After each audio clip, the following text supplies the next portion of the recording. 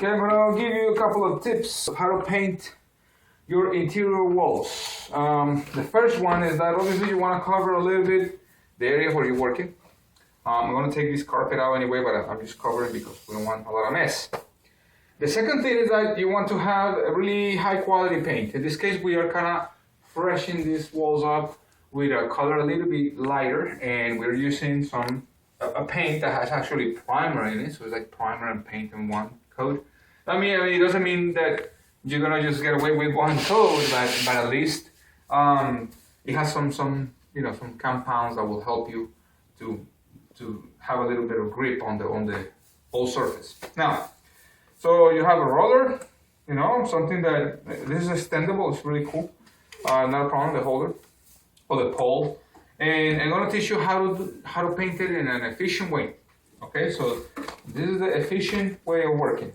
Now, what you want to do is to apply a nice, generous layer of paint in a nice section of your walls.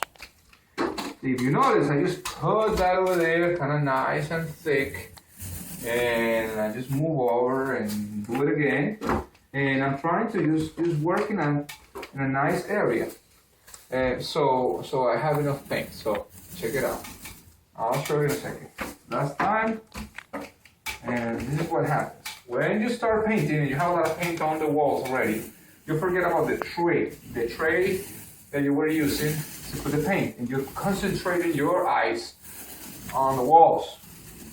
So you're going back and forth. See, you can cover back and forth, and you are covering and you're working way more faster. We just put a little bit of tape over here, so it's not a problem if we paint the tape. But you're working way faster than just kind of going back and forth. A lot of people just goes and tries to paint, go back to the tray, and you waste a lot of time, and sometimes you don't have that much time to waste. So, if you notice, I went back, I'm applying all the coat, but I still have some little veins of paint because it's thick. So, when you start noticing that it's kind of fading away, you're gonna go back again and just kind of gonna roll back and take all the excess of the paint away from the walls. Back and forth in a nice gentle way.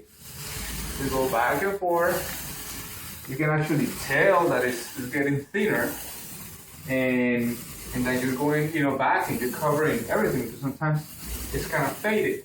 So this is a nice way. You don't kill your back as much as when you're going back and forth, kind of you're getting the paint.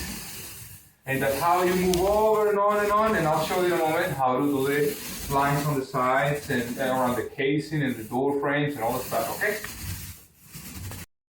We are at the point that we want to give it a nice finishing on the edges, so we're gonna cut with the paint. Cut with the paint is the action of actually getting really close to the other color. If you notice, we already put a little bit of semi-gloss over here, so we're gonna just make a nice seam. But here's what it is. I take some paint, a good amount of paint, and I apply the paint about 3/4 of an inch, half inch away from the frame. So I apply some of it over here in a nice, generous way. Right, start laying it down. You can actually tell this kind of thick. So you get a little bit more, and you apply it again right next to it. See, I haven't touched that stuff yet. I'm not going crazy or whatever. I'm just getting really close. So this is what happens. Just like back in the days when they used to use these old pens that were like feathers, they were kind of loading the stuff with paint, and that's what we're doing right now. We're loading the brush with paint, and this is what happens. That when you start painting, you have enough paint on the surface that you can actually go down and you can be looking at the frame and making sure that you're going nice and straight, instead of going back and forth to your little tray and trying to just kind of get it back, and I'm trying to just kind of thin it out a little bit over here, and see how quick you can actually do, like 3 or 4 feet at once. This is the same principle that I do on the rest of the stuff. That's how you do all that. I recommend you to do that before you paint the walls, so you can actually disguise a little bit, or kind of close by.